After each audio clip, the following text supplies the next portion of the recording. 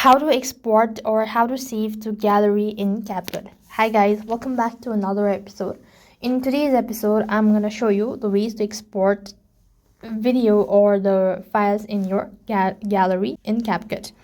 To do it, so first thing first, open up your Capcut application and then log into your account. Once logged in, that's going to take you to the home page.